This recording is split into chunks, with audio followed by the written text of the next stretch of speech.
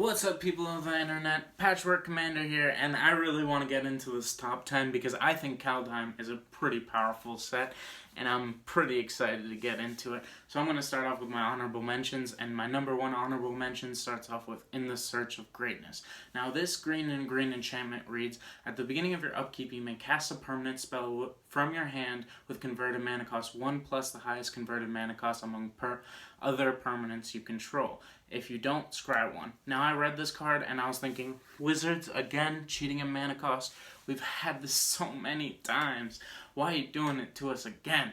And when I actually read this card again, I realized this card's pretty hard to chain off because you need to have another permanent. So let's say you have a mana dork on turn 1 and you play this on turn 2. You can only get another permanent spell of converted mana cost 2 because it's 1 higher than your elf, which is 1 mana. So this card's going to be a little bit harder to chain than a birthing pod is, per se, because you have to have that card in your hand. So if you have a converted mana cost 3 permanent, you have to have it at the beginning of your upkeep and converted mana cost 4 permanent, which is going to be really hard to get that exact order. So I actually don't think this card is that powerful. But if you get to scry one every single turn, this card's ceiling is pretty low because if you get to play 1 permanent for free, it's already pretty good. Now at my number 2 honorable mention, it's going to be Joran, God of Winter, and this is basically just a 3/3 god, of course, and it reads like a feast and famine, and says whenever it attacks, untap each snow permanent you control. Now I read this card and I was like, this card's going to be really good, and I thought it was only a mono green card. The problem is, the color identity of this card is Sultai. So to optimize this deck, you're going to want to have a lot of dual lands and non-basic lands, and the moment you have a lot of non-basic lands, it's going to be really hard to get more snow permanents into your actual deck, because you're going to want to optimize it, and you're just going to want to play your spells on curve. I only see this really untapping 2 to 3 lands every single turn, and on a 3/3 body that's just going to get killed is not that good. Now on the flip side, it's a Dimir artifact, and it says tap it and you can play a permanent spell, a snow permanent spell from your graveyard this turn. And there just aren't that many snow permanents, so I just think that isn't that good. And my last honorable mention is going to be Koma. Now this Cosmos Serpent I think is getting a little bit too much hype. Now, this card honestly reads to me like just another Tendershoot Dryad, but let me get into it. It's a 6/6, and it says it can't be countered. That's really good. And at the beginning of your upkeep, create a 3/3 Serpent named Koma's Coil. Now, that's already really good for 7 mana. Sacrifice another Serpent, tap target permanent. Its activated abilities can't be activated this turn. Or you can sacrifice a Serpent and Koma gets indestructible until end of turn. Now this card reads really powerful to me. The problem is it's at 7 mana and Simic. Now I think you can have a Kodama on the battlefield, and it's just going to do a lot more and get a lot more value in a Simic deck than this card would. And I'm just going to give you some 7 drops right now that I can list off the top of my head that I think are better. And I think those are Sepulchral Primordial, which gets a creature out of each opponent's graveyard for 7 mana, and Diluvian Primordial, which means you can cast a spell from anyone's graveyard for free. Now, these cards itself are already better finishers, I can see, than this Serpent, and I think 7 mana is the issue, because a Tendershoot Dryad you can pay for 5 mana, and you're probably still going to get these 3/3 creatures. Now, the ability that it's not going to get killed very quick, now that might be the game changer, but we'll have to see. At number 10, I have Valki, God of Lies. This says when it enters the battlefield, each opponent reveals their hand. For each opponent, exile a creature they have revealed this way until Valki leaves the battlefield. Pay X mana. Choose a creature card with exiled with Valki with converted mana cost X, and Valki becomes a copy of that card. Now, I think this card is pretty powerful because this reads like a Lazav. Now, the fact that you get free information for 2 mana, they can't play the creature anymore, and you tack 2 mana onto any creature that's exiled, and you just get to play that card. Now, 2 mana extra is for that card, but for the is not that good, but for the information and stopping them from able to play early mana dorks and other stuff can really disrupt someone's game plan. And Tibalt, the other side, is Tibalt Cosmic Imposter. Now it says when Tibalt enters the battlefield, you get an emblem. You may play cards exiled with Tibalt, and you may spend mana as though it were mana of any color to cast those spells. Now, this card is kind of slow because there's another effect exactly like this that lets you exile the top card of each opponent's libraries, but you can't do that forever. Now, this +2 basically says exile the top card of each player's library. With Tibalt, remember you're going to get to be able to cast those cards, exile target creature or artifact. Now, you still are going to be able to exile that creature and artifact and then play it later, and then -8. If you get to it, exile all cards from all graveyards and add 3 red mana. Now this card is really powerful if you can actually ultimate it, but don't count on it. It's Commander. It's probably going to get killed. Getting the card advantage and even being able to play it in the future turns seems a little bit slow to me, but both sides of this card together make this look like a really powerful card. Now at number 9, I have Doomscar, and this is probably the most simple card that I'm going to read today, and it says, destroy all creatures for 5 mana. 5 mana Wrath? Really? You're going to put this in your top 10? Well, actually, as a foretell ability. And it says, during your turn, you may pay 2 mana and exile this card from your hand face down, cast it in a later turn for 3 mana. Now, a 3 mana Wrath, now you're getting into Toxic Deluge range. Although it's not as good as Toxic Blade Deluge, having the simple fact of a board wipe for 3 mana is good, is really good. And the card decks that I really see playing this, I think this is going to be really, really powerful in a control deck, because even though there aren't that many foretell cards, so people probably know that you're going to be playing this, in a control deck, people are just going to have to face this head on, or your control pieces are going to take over the game. Because if you play this and people don't do anything, and then you just have this board wipe protection and you have a bunch of counter spells in your hand, what are they going to do? They can't do anything. This is going to be a lock piece, and I think this card's going to be really good. And honestly, in a non-control deck, just being able to foretell this and then later in the game cast this for 3 mana, I think this is going to be really good in a lot of decks. Now at my number 8 list, I have Eskia, God of the Tree. Now, honestly, I don't think it's this front side that's going to be that powerful, because it only says for 1 green, and a generic mana, it says Vigilance, tap to add 1 mana of any color, and other legendary creatures you control have Vigilance, tap to add 1 mana of any color. Now, honestly, this is just this just reads to me as a worse Birds of Paradise, and I don't think it's that great. Now, I think the other side is going to be really powerful, and that side is the Prismatic Bridge. So for 1 Wooburg, which is a white, a blue, a black, a red, and a green, you get a legendary enchantment that says at the beginning of your upkeep, reveal cards from the top of your library until you reveal a creature card or planeswalker card. Put that card onto the battlefield and the rest onto the bottom of your library in a random order. Now, how this card reads to me is that you're going to get to play a free Jin Cataxias at the beginning of your upkeep. Because if you only put really expensive, really good creatures in your deck, you're just going to reveal the top of your library until you put this. This is a polymorph without having to sacrifice a creature. I think what you can basically do with this deck is just play a very interactive deck that gets to 5 mana and ramps, and then just has a bunch of haymakers and big creatures like Jin Cataxis, Vornaclex, and other creatures. When they come into the battlefield, they change the outlook of the game. This card scares me. So now I'm going to get into my number 7 pick, and this might surprise some people. This is King Narf's Betrayal. Now this card is a saga enchantment that costs 1 generic, 1 blue, and 1 black. And at the first step, it says each player mills the top 4 cards of their library. Then you may exile a creature or planeswalker from each player's graveyard. And then the next ability is, until end of turn, you may cast spells from among cards exiled with King Narf's Betrayal, and you may spend mana as though it were mana of any type to cast those spells. Now this, honestly, I think this is really good because it's going to see a lot of play in the colors it can see play. And Dimir decks, Sultai decks, and so on, even Grixis decks, these are huge graveyard decks. And just the ability for each player to mill 4 cards can be really strong. If you have a Life in the Loam, this can get your Life in the Loam off the top of your deck into the graveyard and really start expanding your deck for only 3 mana. But it's really, that's not even the good part of the deck card.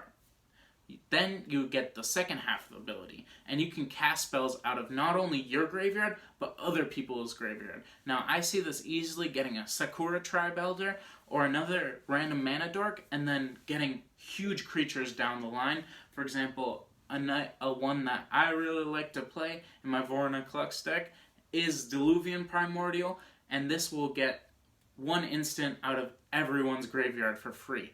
Now, I think this is really good in any graveyard-based strategy, and I think it could be a better Gonti in a lot of the decks because it costs 1 less mana. Now, at my number 6 spot, I'm going to have the Burning Rune Demon. Now, this is a Demon Berserker, it has flying. It says, when Burning Rune Demon enters the battlefield, you may search your library for exactly 2 cards not named Burning Rune Demon that have different names. If you do, reveal those cards. An opponent chooses one of them, put the chosen card in your hand and the other in your graveyard, and then shuffle your library. Now, you're never going to see me play this card, because I absolutely hate tutors, because I think Commander is a singleton format, and it should be played that way, but honestly, this is really good in any graveyard strategy, and I would consider it. Now, I think Runescar Demon, the one that lets you, it's a 6/6 for 7 mana, and lets you tutor a card into your hand, I think that's a little overcosted, but getting this for 1 less mana, it has the same body, and it will let you tutor a card. Now, of course, you're going to get the worst of the 2 cards, but I think what this is probably going to get you most of the time is a Reanimate spell and a big creature.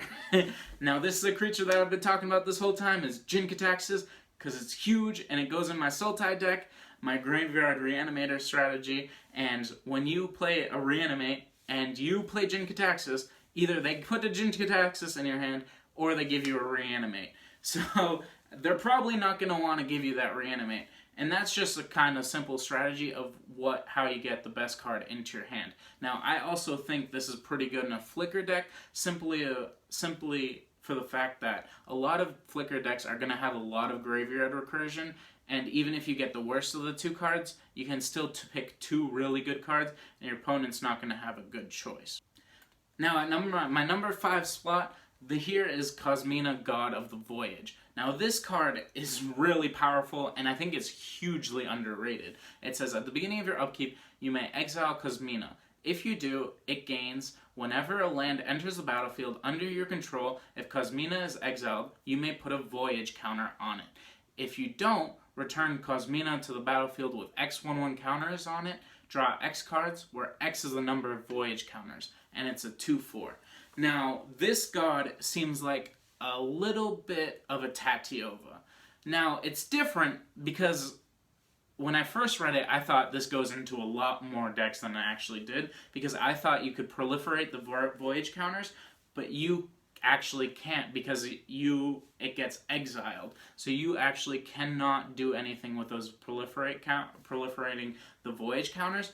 But just think of this, in a normal deck, you play this turn 3, you exile it, and now you're going to have 3 turns in between the time you're actually going to play this. So you put a land down for turn on turn 4, you play another land on turn 5, turn 6. Now you play this, remember this is uncounterable because you've exiled it. Now when it returns to the battlefield, no one can interact with this effect, and when it comes into play, you get 3 counters, you draw 3 cards, you paid 3 mana, and all of a sudden, this card is a 5/6. Sorry, actually, it's a 5/7 for 3 mana. Now, that's pretty powerful. This can go in my 1/1 counters deck just because it's a big body, and it's going to draw me a lot of cards later down the line. Now, because this ability is uncounterable, and the fact that you're probably going to draw at least 3 cards off this every single time, I think this card's really underrated because it can also go into landfall decks. Now you play, for example, a Tatiova style deck, which I already brought up. You play Tatiova and you play a land, you're probably going to have extra land drops in the deck, extra land drop synergies. So if you can play 2 land drops in a turn, now all of a sudden those 3 turns turned into 6 lands, and now you're going to draw 6 cards and get 6 counters. This card seems really powerful, but not only that, the front side doesn't seem that irrelevant. It only costs 2 mana, 1 and a blue, and it says whenever a creature you control deals combat damage to a player, that player exiles that many cards from the top of their library. You may play lands cards from among those cards for as long as they may remain exiled. So that means forever, you get to play one of those lands. It doesn't matter if you attacked with this on turn 3, and it attacks for and deals 3 damage, they exile the top 3, and you somehow get 3 lands out of the deal. You can play that every single turn, even if this vehicle is not on the battlefield. I think this is rampant blue, and because it's just 2 and a blue for the front side and 1 and a blue on the other side, I think this goes in a lot of decks, and I think it's really underrated, and you should put it in one of your decks. Now at number 4, I have Torolf, God of Fury. Now this card is a 5/4 for 2 generic and 2 red, and it says trample, and says whenever a creature or planeswalker an opponent control is dealt access non-combat damage, Torolf deals damage equal to the access to any other target other than that permanent. Now, I don't think most people realize, if you play a Blasphemous Act, this deals the access of the, so you deal 13 damage, right, with a Blasphemous Act to each creature. Now, if you have a 1/1 elf on the battlefield, and it takes 3 damage, you can choose where the rest of that 13 damage goes. Sorry, but that's going to my opponent's face. Now, all of a sudden, you've dealt 12 damage to an opponent, and everything, the game has completely changed, because they're almost down a little bit more than half their life. Now, this card seems a little ridiculous, but don't worry, I'm going to get into the dream scenario. Now imagine this. I play this in my Torbrand burn deck. Now I'm going to play this next to Chandra's Incinerator. And let's just say I have a Lightning Bolt in hand. So Torolf says whenever a permanent is dealt damage, it deals 2 plus that damage to that permanent, that creature or player. So I'm going to deal 5 damage to anyone, one of my opponents. They take 5. Now Chandra's Incinerator triggers. That non-combat damage is you can redirect that non-combat damage to a creature. So now you take the 5 damage and you put it onto a creature. Now that creature, let's say, is a 3/3. But that 5 damage is now added to 2 because Torbrand adds another 2 damage onto it. So now instead of 5 damage, you're dealing 7 damage. And now since there's excess damage, that excess damage can go to another creature, another player, so on and so forth. This combo will simply annihilate a board. I think this is really fun, and I think the fact that more red decks are turning into burn decks, and even Rakdos decks have burn, you should look at this card and see how powerful it is, even with just a Star of Extinction, which normally is a bad card. At number 3, this card was underpriced at first, but I think people are really starting to see the potential of this card. This card is Toski, Bearer of Secrets. Now, this card I think is insane because it costs 4 mana, 3 generic, and 1 green. It's a creature, legendary squirrel. How cool is that? We have another squirrel in Commander. It says it can't be countered, it gains indestructible, it attacks each combat if able. So that doesn't seem that good. I mean, the indestructible is good, but here's the kicker. It says, whenever a creature you control deals combat damage to a player, draw a card. Now, Orin Reef of the Vastwood Orin Frostfang currently is $7, and that's for good reason. You'd think it's simply because of the fact it gives Death Touch to all creatures, so it's kind of like evasion because no one's going to want to block your creatures, and then your creatures get in for combat damage. Well, and then you draw a bunch of cards off of it. I think Toski is even better than that card because just the fact that it costs 4 mana and has indestructible, for example, if people play normal board wipes other than like Toxic Deluge or one that exiles all creatures, this is going to stay around, and they destroy everything on the battlefield. Toxie is still going to be on the battlefield and get to swing in for 1 damage, and guess what that 1 damage gets you? To draw a card. And I think this is going to be really good in token strategy. And honestly, just about elf strategies, and just about any green deck, because of the simple fact of many green decks can either with trample get through for damage and draw you a bunch of cards, or token decks, where token decks are just going to overwhelm your opponents with creatures, and if any of those creatures get in for damage, you get to draw a card for each one. I see this drawing you 3 cards a turn, no doubt. Now, at my number 2 spot, I don't think there's any surprises here. Maybe, but for my number 2 spot, it's Vorniclux, Monstrous Raider. Now, this is 6 mana for, so 4 generic and 2 green. It's going to have Trample and Haste. It's another Praetor. I was talking about Jin Kataxis before. Now you know why. If you would put 1 or more counters on a permanent or player, put twice that many of each of those kind of counters on that permanent or player instead. And then if an opponent would put 1 or more counters on a permanent or player, they put half that many on each of those kinds of counters onto that creature or player instead. Now, obviously, I can't say much more than what has already been said.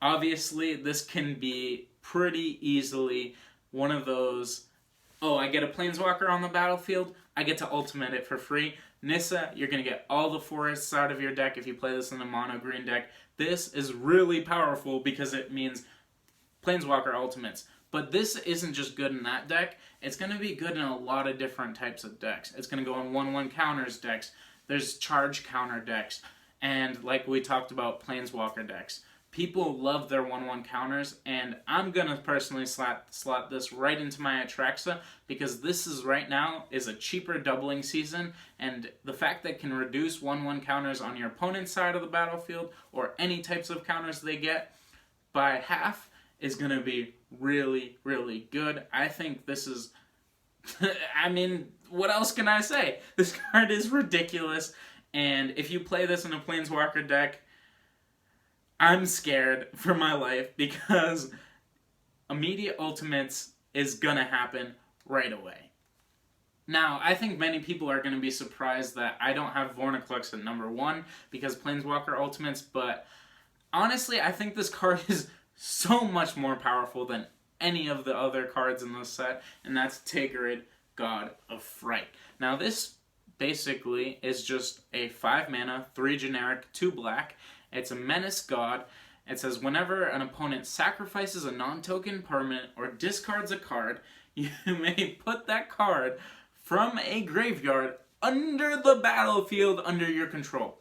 So, Dark Deal turns into, you get to draw 5 cards, each opponent discards 6 cards, and you get to keep all the lands, all their creatures, all their planeswalkers, enchantments, artifacts, so on and so forth. I don't think you guys understand how powerful this card is, and even if this sees a lot of play, I think it's going to be underplayed, because I think this goes into one of the most powerful decks too, Nicol Bolas. Because if you play Nicol Bolas, it says each player discards a card when it enters the battlefield. That means you get a permanent from everyone that discarded. Now, if you play this as your commander, I'm sorry for you, because I have to kill you. I don't think you understand. If you let this resolve, this will, on the turn it comes into play, because you need to be able to do something the turn it comes into play, because someone's going to kill this. On the turn it comes into play, you're probably going to play one of those innocent little creatures that says everybody sacrifice a creature. Now, if they just play their commander or anything else, maybe it goes in the command zone, but honestly, you're going to play a lot of these types of discard effects and other type of effects that are just going to make your opponents cry. Now, my overview on this card is, honestly, I look at it as another Hull Breacher, because I think it just goes into every Grixis, like I was talking about before. Grixis wheel decks are going to love this card. Being able to draw 7 and then steal every single card from their hand is kind of ridiculous, and the fact that this card sees play, I don't really know why you did it, Wizards, but you did it. Now lastly, I just wanted to give a quick overview of the set. Now, Kaldheim is honestly one of my favorite sets for Commander, because I don't play CDH. I'm a very casual player, and I think every single card that we saw on this list is really powerful in its own right and can see play in a lot of decks. I might even go over some more underrated cards in the future, even though my top 10 list sometimes can be considered a top 10 underrated. But I think this set is at a really good powerful for a lot of casual players because, like I talked about, these powerful cards are just really fun to play with, and I really like what Wizards did here. The only one I don't like to see is Tegrid, is because I think 5 mana is the new 3 mana, because we got the new Black Lotus for 0 mana you get to cast, you get to 3 mana of any color, and you can just play your commander. So I think there are so many ways to make this card busted, Tegrid, but otherwise, like, these cards are really fun to play with, and I honestly gotta say, I thought when I was looking into the set that everything was going to be really broken. So Wizards, hat to you. I think the set is really fun, really powerful. Now, if you play CEDH, I'm sorry, this probably isn't the set for you. It just doesn't have the same staples, but I like that. I like having diversity in the format, and I really like how they pushed the power level, but kind of made it go into a certain direction. Like, you have to build your deck around it to harness all the power of these cards. And Wizards, again, I need to say it, I don't always like what you do, but I think you did it right. That's it for the Patchwork Commander. Thanks for staying with me. Have a good day.